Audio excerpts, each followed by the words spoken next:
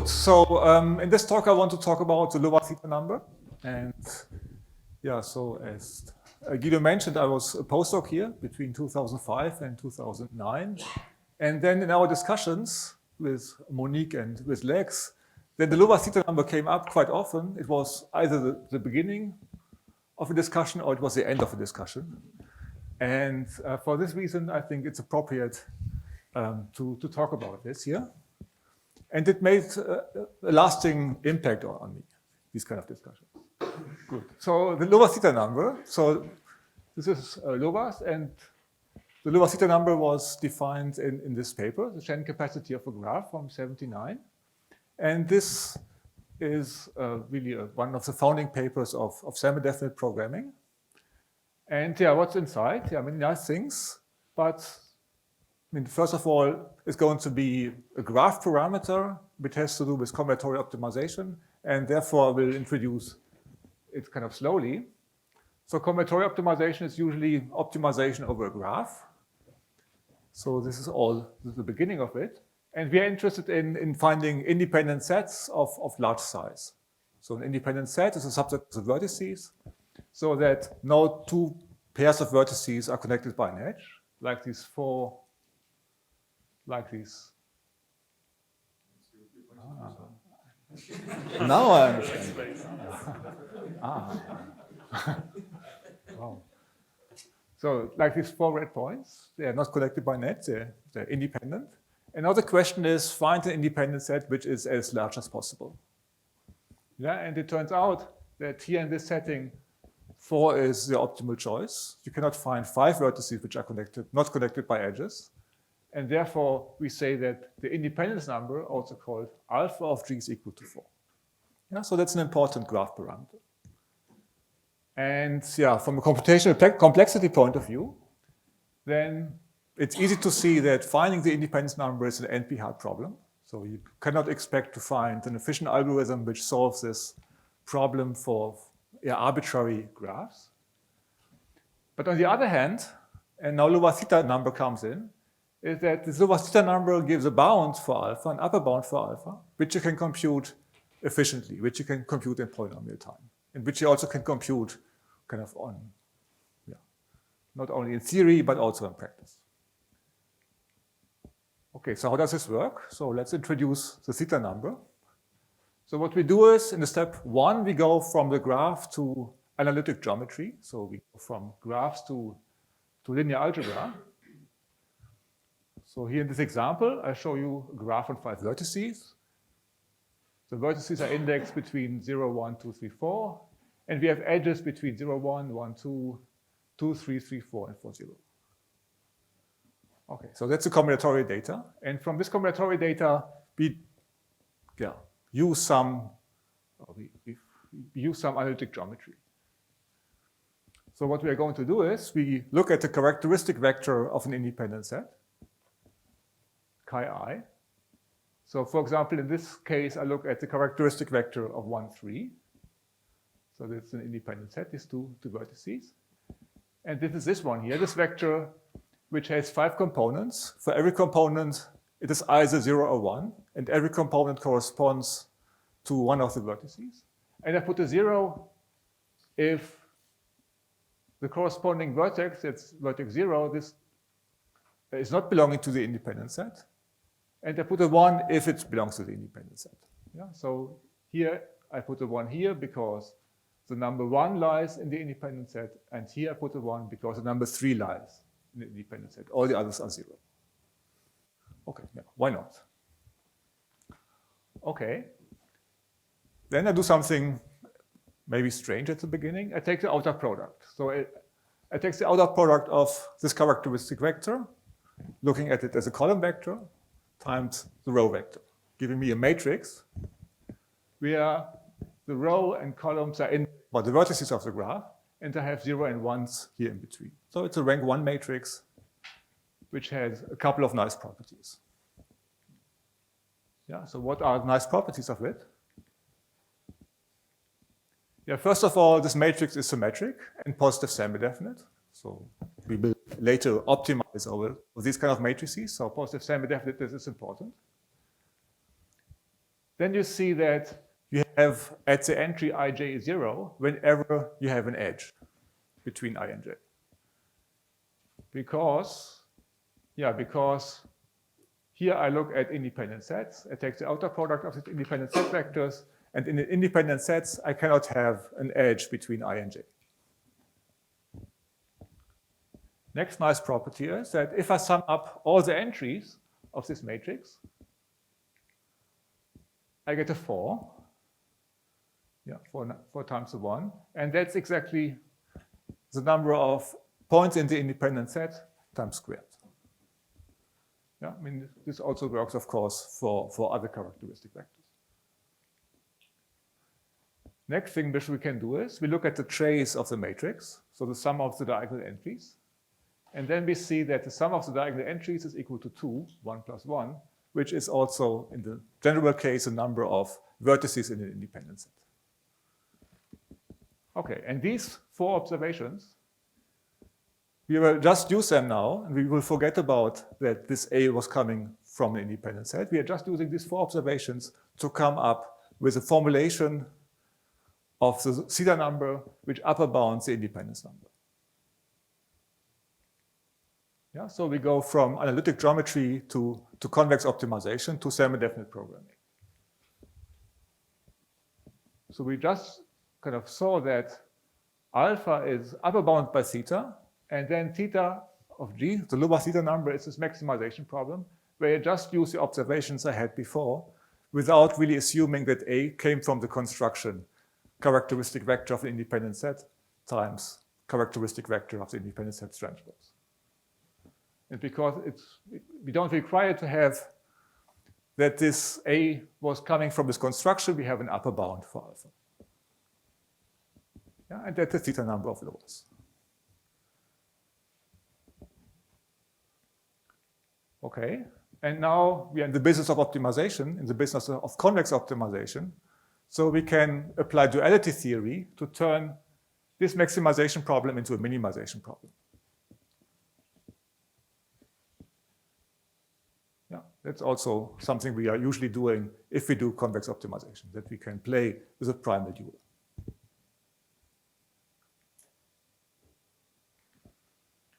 Okay, so this number was introduced by Lovász, 79, to compute the Shannon capacity of the 5 cycle. He also looked at the primal dual pair there. Then, a few years later, Grötsche, Lovász-Schreiber in 81 showed that one can indeed compute theta efficiently, polynomial time, using the ellipsoid method. I guess in the 80s, this was probably like science fiction, that you really can compute things in polynomial time, because the ellipsoid method we know is not so really fast. But then over the last years, yeah, things became really effective, especially because interior point methods came about. And now it's really possible to compute the theta number of a medium-sized graph, a couple of thousand vertices on a laptop. So this is really working. And one good thing about this primal dual situation is that if we want to find an upper bound for alpha, we only have to find some feasible solution for the dual. Yeah? So in order to find an upper bound for alpha, we somehow, for example, by computer, by guessing, or by some other means, we have to give a feasible solution for the dual, and then this gives us an upper bound for alpha. Yeah? It gives us a proof strategy to find good bounds for alpha. Yeah, so we have to find an M, we have to find a matrix B, so that these things are fulfilled, and once they are fulfilled, I have a bound for alpha.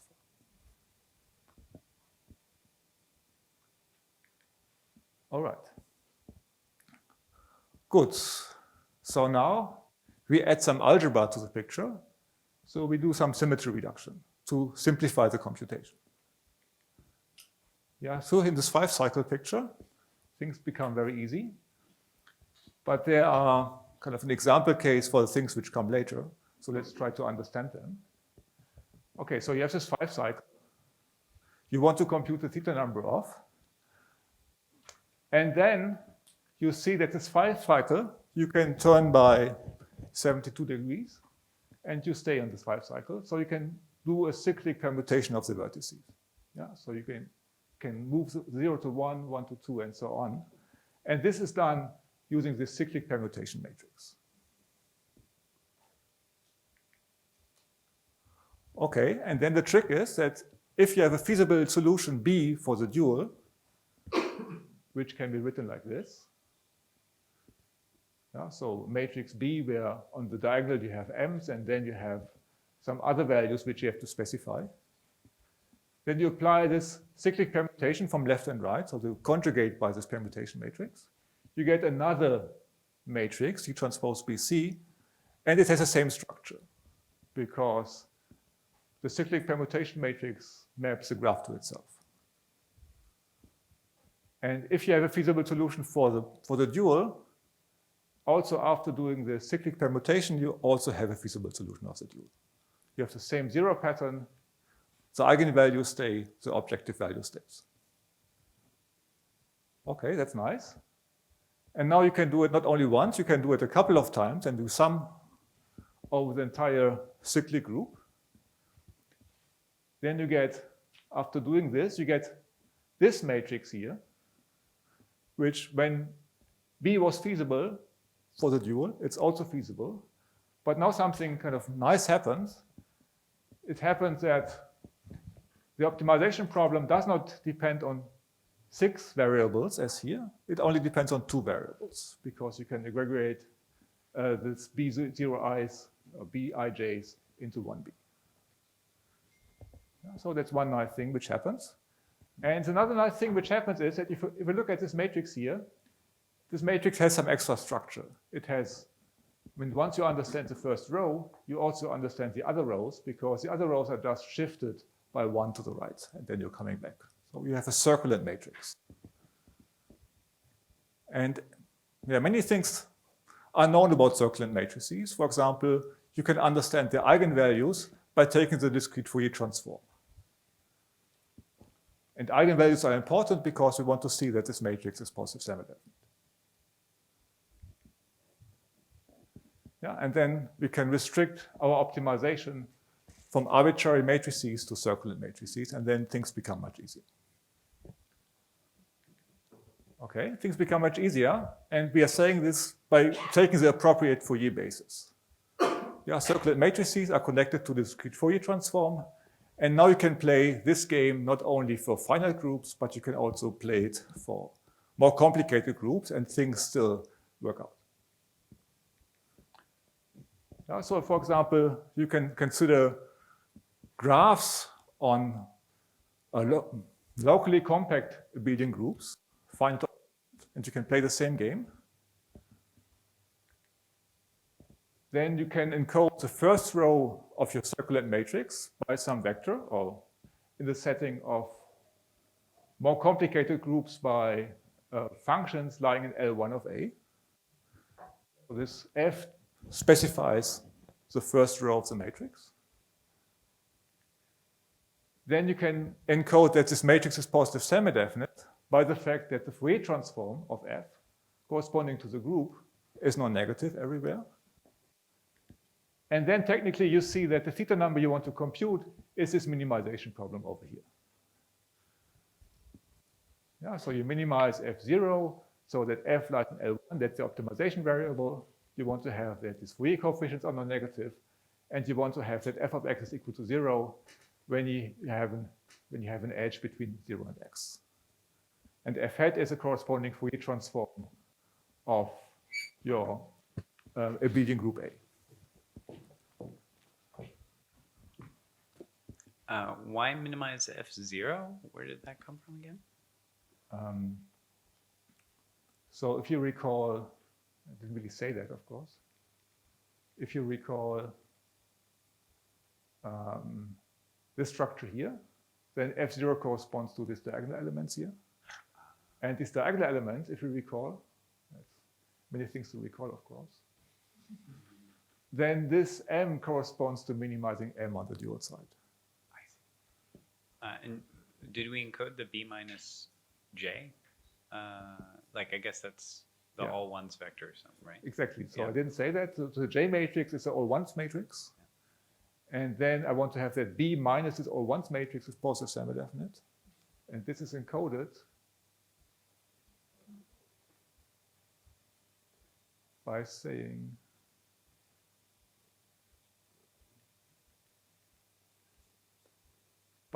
that f hat of 0 is greater or equal to 1. Ah, okay. Yes. Okay. If you say, consider the set V as elements of an abelian group, do you mean consider V as A? Yes, V is equal to A. Okay, so the elements of the set are elements of. Yeah, so V should be V equal to A, and A in this example we had before was Z mod 5Z. And you can also do it for more complicated abelian groups, Rn for example, and then this is also working out. Yeah, so this generalizes a lot the Lovász theta number of the original paper, because there it was only about finite graphs, but here it also works for locally compact abelian groups. And this has many nice applications. We come to that in a minute.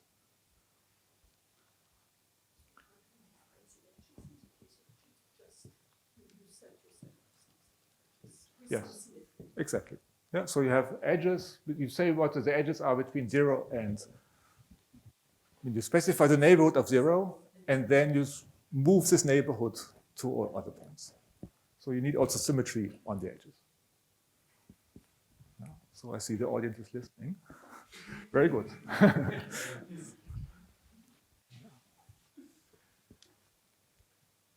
All right. Okay, but why do we care? Why do we care about alpha and theta? Yeah, short answer, alpha can be used, the independence number can be used to model packing problems.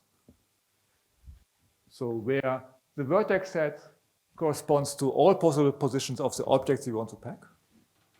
And you have edges between pairs of objects which overlap. And then an independent set in the setting corresponds exactly to a valid packing. And then finding a packing which is as large as possible, by density, for example, is an interesting problem. Yeah, one application is, for example, the situation of error-correcting codes. So when you want to communicate over a noisy channel, then you want to find a good packing of code words. For example, good packing of Hamming spheres in the binary code case, 0, 1 to the n. The continuous setting if you want to do a sphere packing in Rn.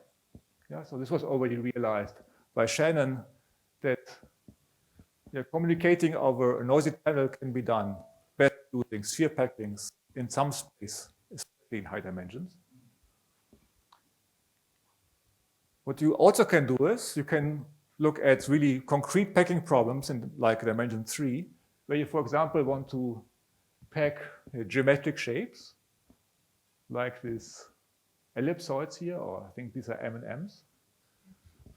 And you want to pack as densely as possible these M&Ms in some container. Yeah, so this is another application. And yeah, as I said, I mean, finding alpha, finding the optimal solution is a hard problem, but using theta, you can find interesting bounds for it. And this has been done in a couple of cases. Yeah, first of all, Lovász also used it in an error-correcting code setting, where he computed the Shannon capacity of the 5 cycle, which is square root of 5, answering a question of Shannon. Then you can look at it also for packing on unit ball. So you can solve the kissing number problem in dimension 8 and 24 with it. So what is a kissing number problem? So you have a unit sphere, which is in the middle, and you want to attach other unit spheres to it so that things don't overlap. And then you want to maximize the number of points. You want to maximize the number of spheres around it. So it's a local sphere packing problem. And then Odlyzko, Sloan, and Levenstein, independently in 79, could find the solution of the kissing number problem using this framework.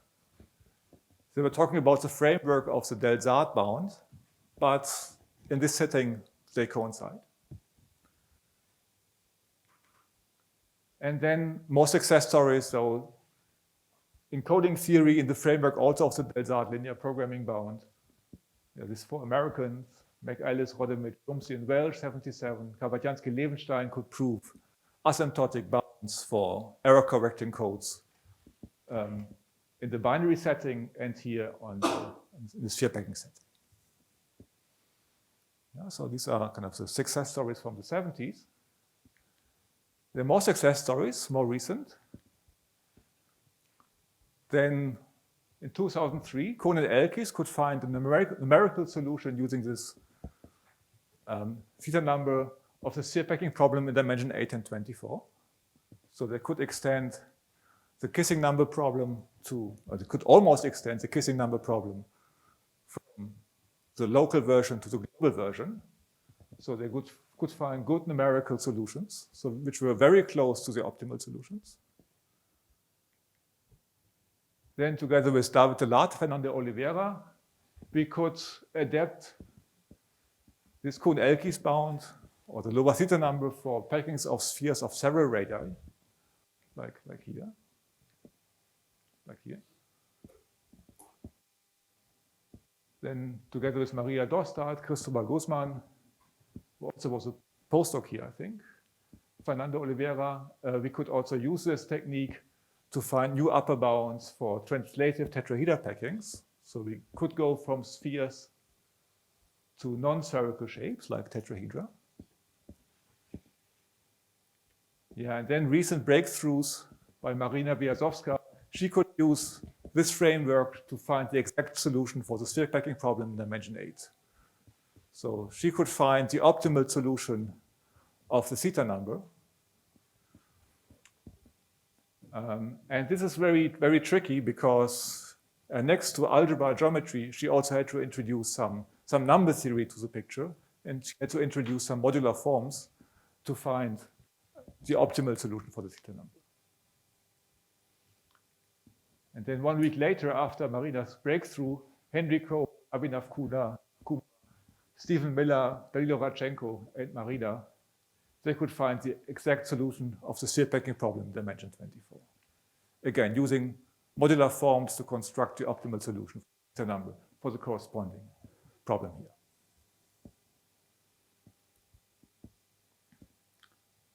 Good. Yeah, but sometimes, I mean, these are success stories, but sometimes theta is not good enough. Yeah, sometimes we have the case that alpha is really too far from theta. So what do we do then? Yeah, then we try to strengthen the Lovász theta number. And kind of the beginning of the story is, there are these 2 papers by Joe-Bernard Lasserre and Lex River from 2002 and from 2005. And yeah, when I was a postdoc here, I mean, these 2 papers were the hot stuff, I would say. We're really interested in it. But these 2 papers are really hard to understand. Sorry. so Jean's paper is hard to understand because it involves difficult real algebraic geometry. It involves the Putinas Positivstellensatz. And Lex paper is difficult to understand because it involves sums of product of 4 times binomial coefficients, which is also difficult to digest. Okay, but luckily there are 2 papers by Monique. One's on bounds for codes, and one's for comparing different kinds of hierarchies for 0-1 programming, and they helped me a lot to see what's really going on. So let's see if I really understood them.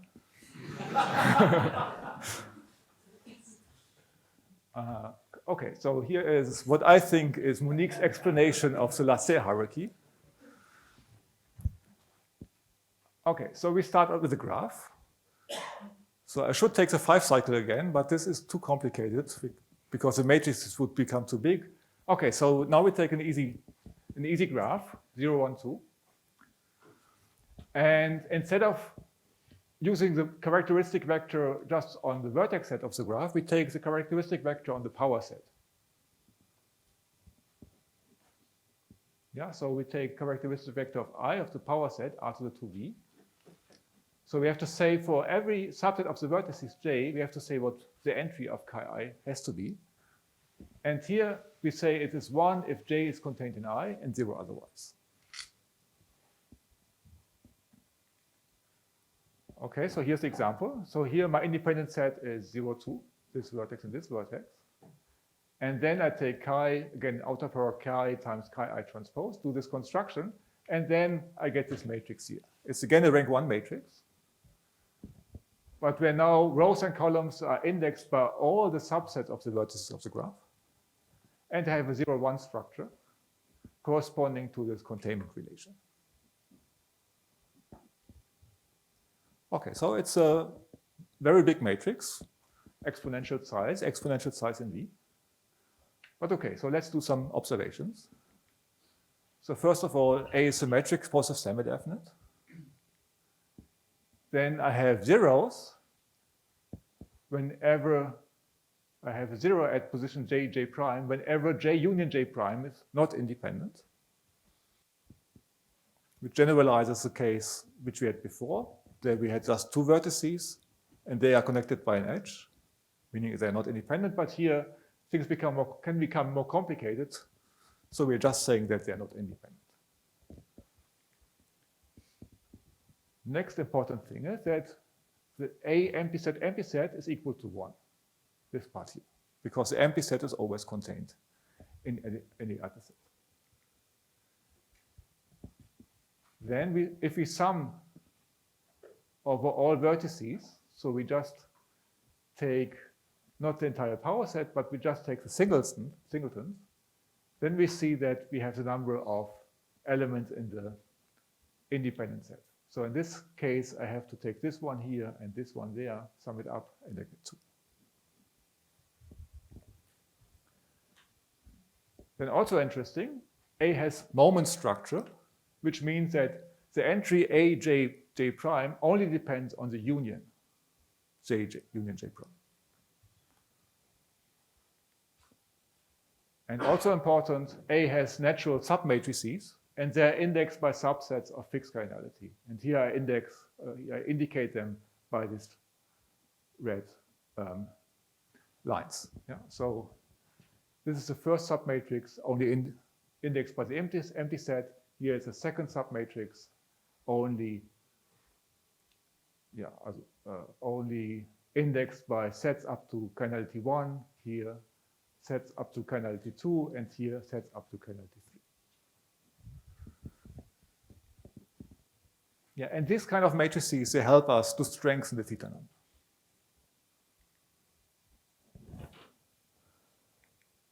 Okay, and we can use them to define the T-step of Lasserre's hierarchy. So what we are going to do is we look at all subsets of V of size at most T. So this corresponds to looking at specific submatrices. And then we collect simply the observations we are just having. Yeah, so we maximize the sum of the singletons AII. A is positive semi-definite, has moment structure. A empty set is equal to 1, and we have equal to 0 whenever J union J prime is not independent. Yeah, so this gives me, or gives us, a sequence of growing semi-definite programming problems. And Monique showed that the very first step of Lasserre's hierarchy is simply the theta number.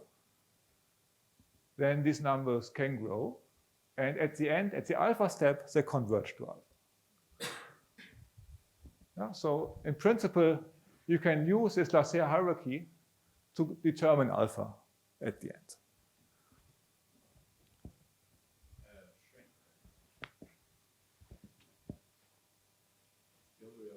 Is the other way around? Oh, yes. Okay, thanks. It's the other way around. Very good.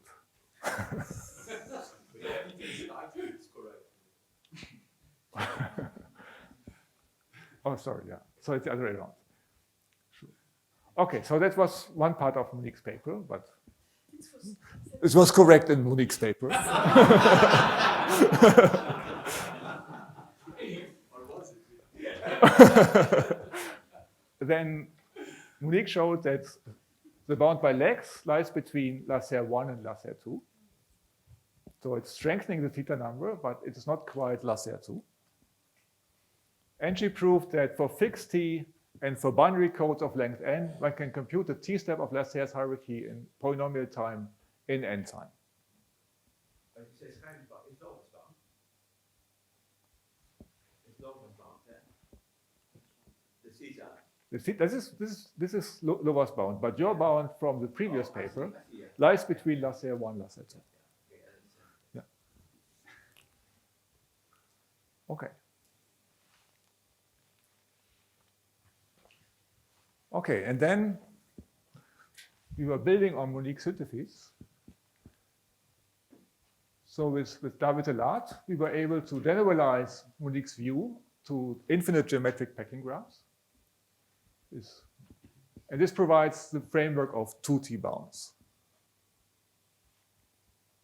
Then using this, we could find also new upper bounds for kissing numbers, 2008, together with Christine Machoc.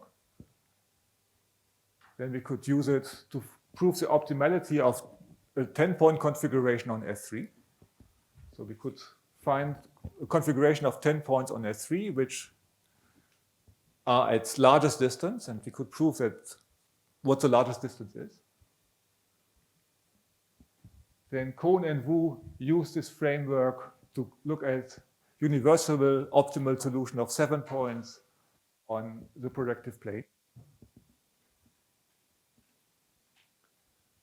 Yeah, so they go from packing problems to energy minimization problem, and then they have framework of universal optimality, which means that these points minimize energy for arbitrary, completely monotonic potential functions.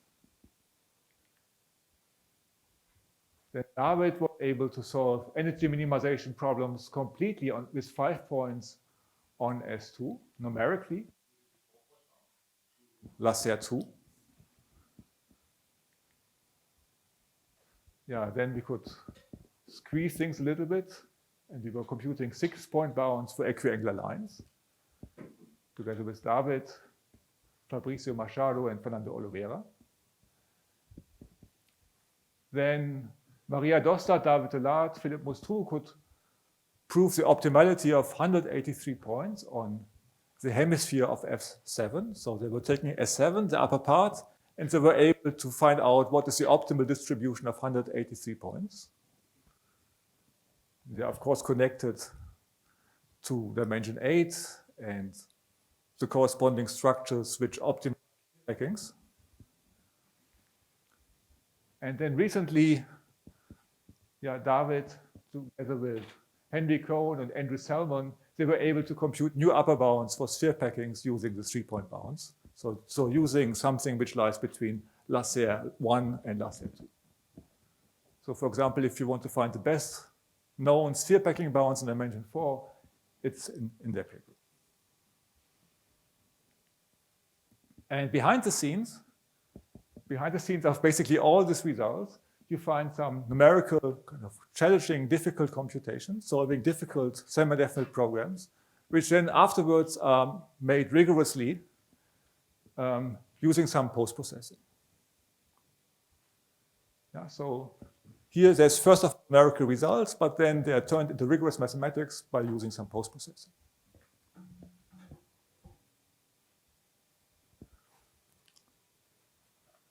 Okay, so this was building on Monique's and Lasserre's and Leg's papers.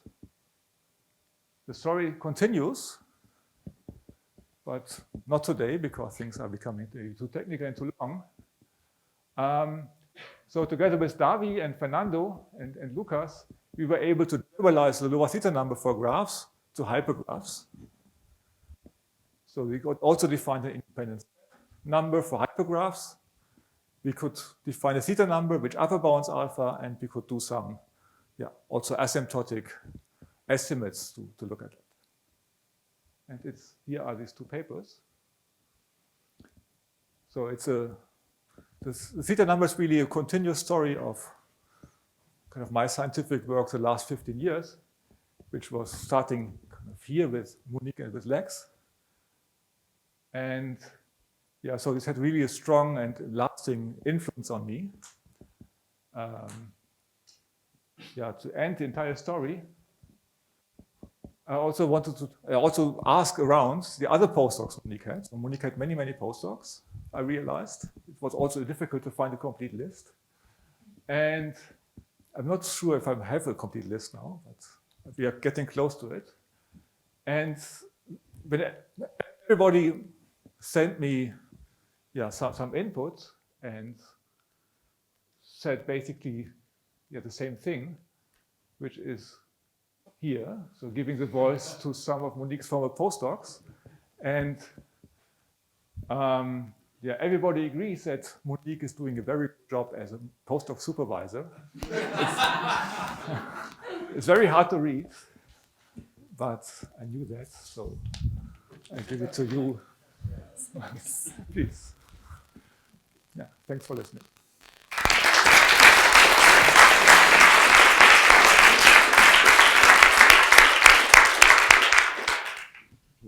Yes, thank you very much for the beautiful presentation, and especially also the final course. I think it's very intriguing, everything. I mean, the theta number is such, but also indeed how you kind of put Monique into the picture. So thanks very much for that. So are there any questions on the talk? Frank? Yeah, there's. So what is the significance of 183? So the question is, where is this 183 coming from? So it comes from 240. So where does 240 come from? So 240 comes from the kissing number in dimension 8. So how do you distribute perfectly 240 points? So this is done by looking at the E8 roots. So now you don't take the entire sphere anymore, you just take the upper half. And from this 240 points, if you take the cut correctly, you find 183 on the upper half.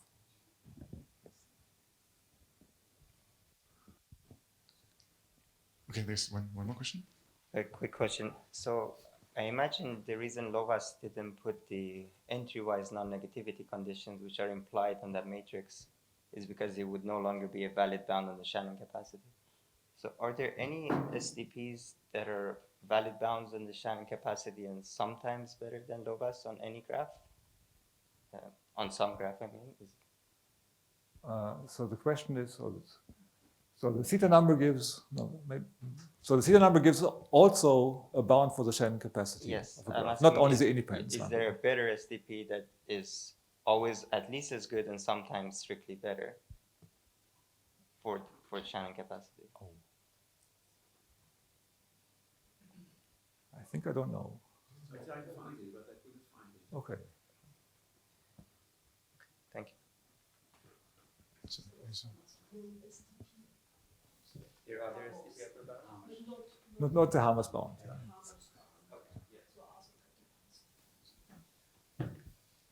Yeah. Danny? Is there any sense as to whether the 4-point bound, say, would potentially improve the asymptotics of the kissing number? Do I want to say the kissing number? I think for Kappa-Tiansky and Levenstein, it's kissing number, right? Yeah, that's a very good question. Yeah. So if you can use 4-point bounds or 6-point bounds to improve the 2-point bound, which is used to prove the asymptotics for Kappa-Tiansky-Levenstein, we don't know, but we also don't believe that. You don't believe, yeah. Because in computations we see that these 4-point bounds are, at least the 3-point bounds we were looking at for the kissing number, they seem to converge to the 2-point bounds for large n. Yeah. But the 3-point bounds we computed are not really the full strength of the 4-point bounds which you could come up with. And computing these numbers is at the moment too hard. Any other questions? Yeah.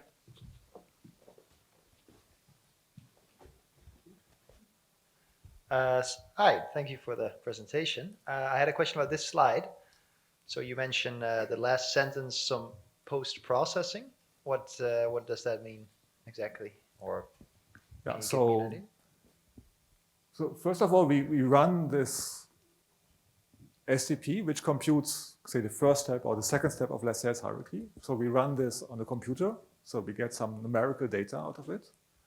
And then these algorithms, which are used for semidefinite programming solutions, they usually are giving solutions which are slightly infeasible. For example, some of the eigen. So then we take these numbers and we take these solutions and we perturb them to make them, first of all, rational, and then also, second of all, to make them really feasible. And there's an entire process of doing that. But the basic idea is that we take these infeasible solutions, perturb them slightly to make them feasible.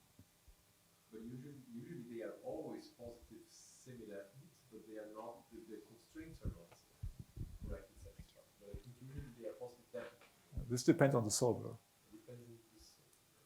So the STP A, G, and P solver has exactly this feature. Yeah, that's right. But CSTP doesn't have this feature. CSTP also has that. It's always positive. Not in my case. Not in your